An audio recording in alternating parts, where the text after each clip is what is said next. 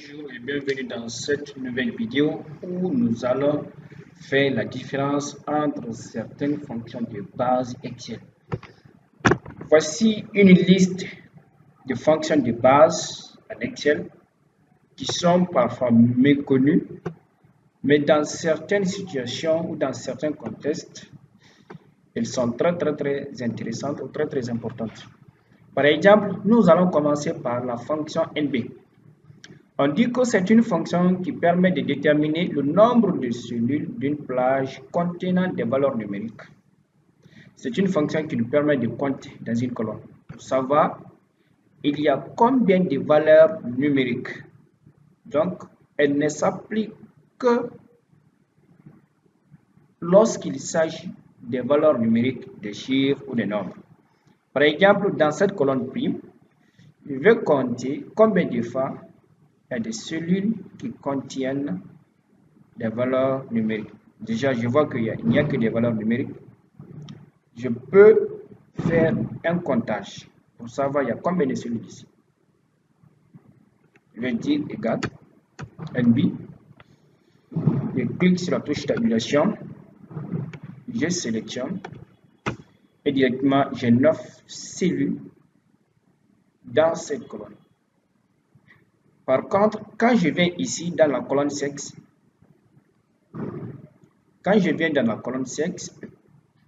et que je dise égal NB, je sélectionne et puis je tape entrée, ça donne 0.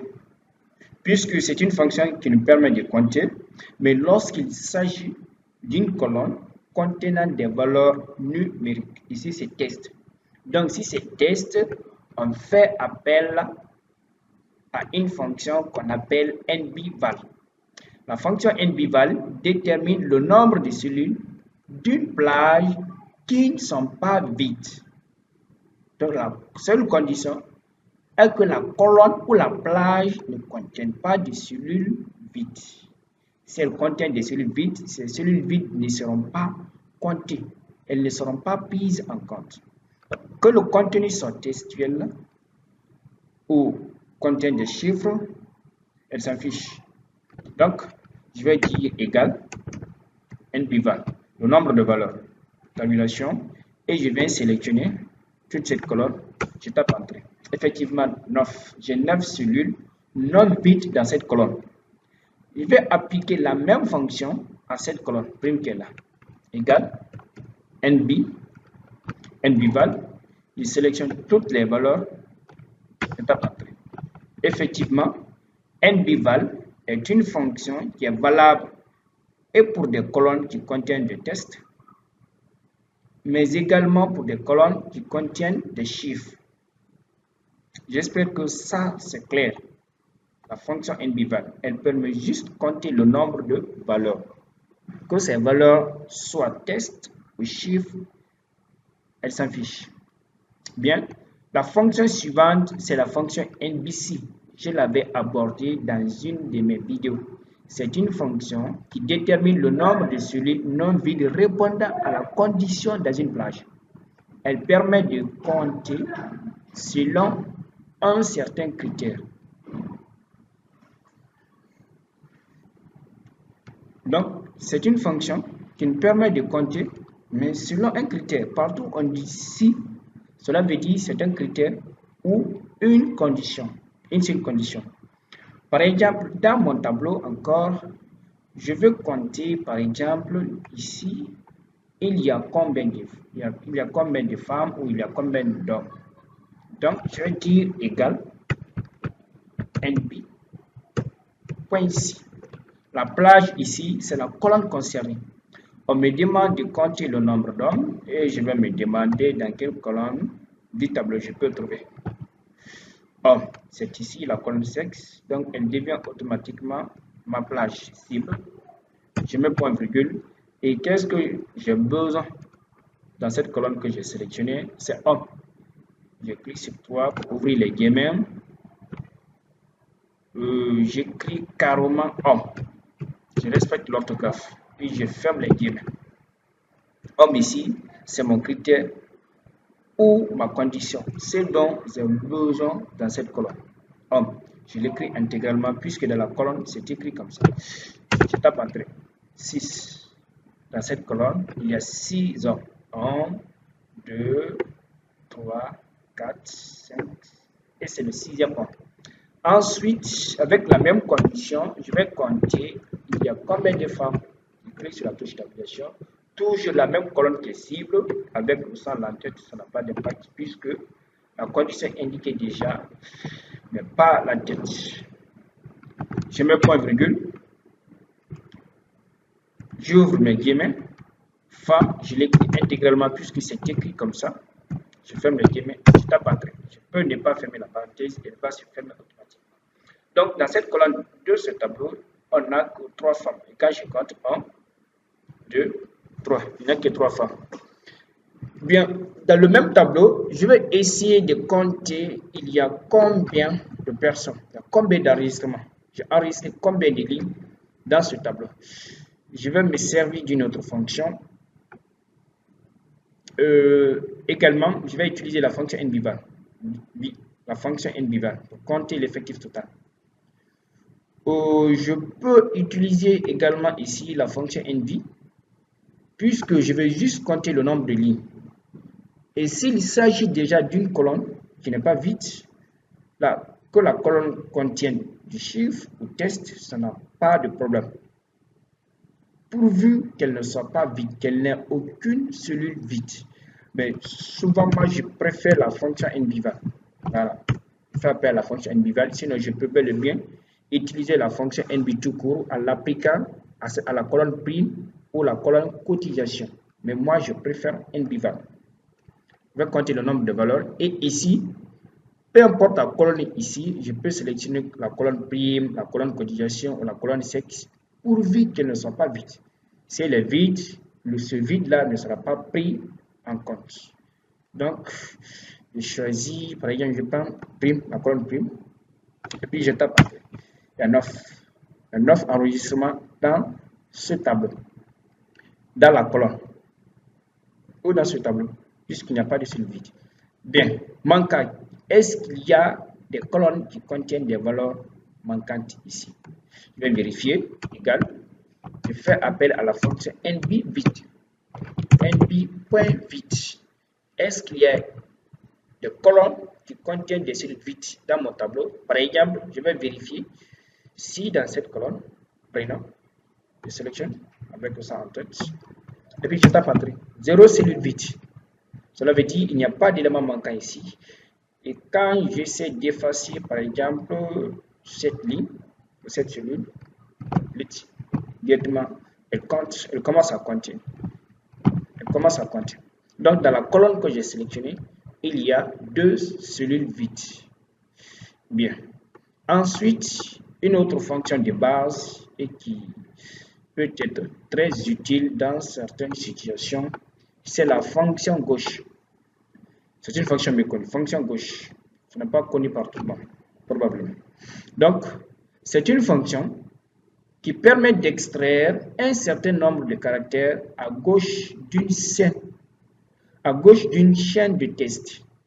Par exemple, ici, dans la colonne sexe, je vais essayer d'extraire uniquement H, O et M.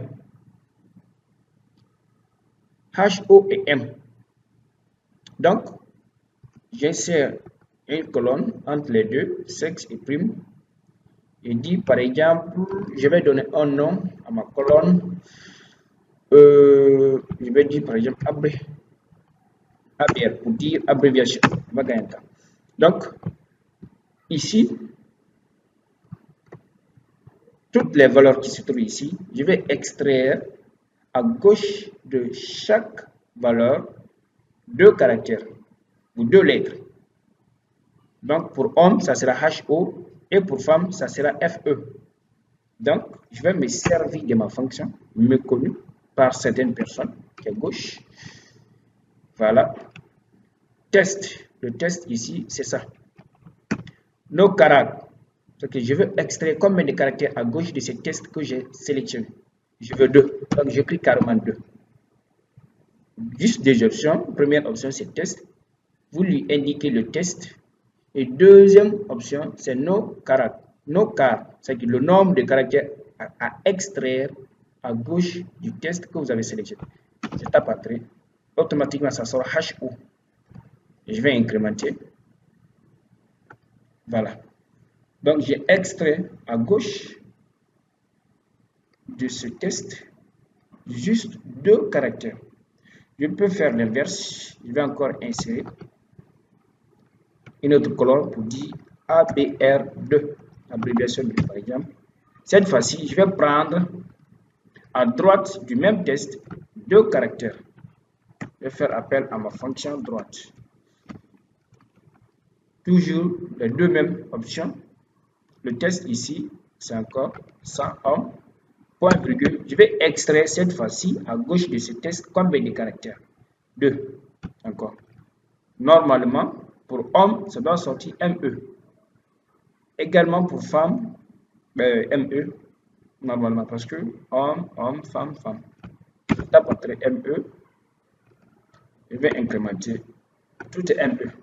Parce que les deux se terminent par ces deux lettres.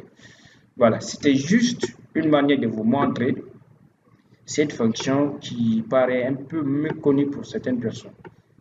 C'est important dans certaines situations. Donc, fonction gauche permet d'extraire un certain nombre de caractères à gauche d'une chaîne de test et l'inverse à droite qui permet d'extraire un certain nombre de caractères à droite d'une chaîne de test. Nous avons également une autre fonction très importante dans certaines situations qui est la fonction majuscule et l'inverse est minuscule. Déjà, le nom de la fonction indique déjà son rôle. Ici, je veux par exemple, dans cette colonne, transformer tous les noms en majuscules. Donc, j'insère automatiquement une autre colonne. Je fais clic droit, j'insère. Et dis par exemple, non. Je vais cliquer carrément en majuscule. Non. En majuscule. Je vais dire égal. Cette colonne-là, je vais essayer de transformer toutes ces valeurs en majuscules. Donc, j'écris carrément le nom de la fonction majuscule. C'est là. Une seule option. Je lui donne seulement mon test. C'est là. Puis je tape entrée. Et automatiquement, le test en question est transformé en majuscule. Et j'incrémente. C'est fini. Maintenant, cette colonne, je peux la masquer. Je vais essayer de la masquer. Mais quand je la masque, voilà, je l'ai masquée. Ou bien, je vais la réafficher. J'essaie je copie ça. Pourquoi ne pas copier? Pour copier, je pense, je préfère copier. CTRL-C. Je sélectionne toute cette colonne. Je vais cliquer sur cette petite flèche et je vais coller uniquement les valeurs. Le collage spéciaux ou le collage spécial, je l'ai abordé dans une de mes vidéos. Vous pouvez regarder. Donc, je vais coller ce que j'ai copié ici. Je vais essayer de le coller, mais uniquement les valeurs sans la formule en question. Donc, je clique, je le copie et ici, je n'ai pas de valeur. Je n'ai aucune formule. Dans la barre de formule, je n'ai rien. Pourtant, ici, il y a une formule. Et cette colonne n'a plus d'importance. J'efface tout son contenu et puis je supprime la colonne en question. Voilà, j'ai transformé toutes les valeurs de la colonne en majuscule. Bien. Je viens encore, l'inverse de la fonction, c'est la fonction minuscule. Je vais essayer de transformer.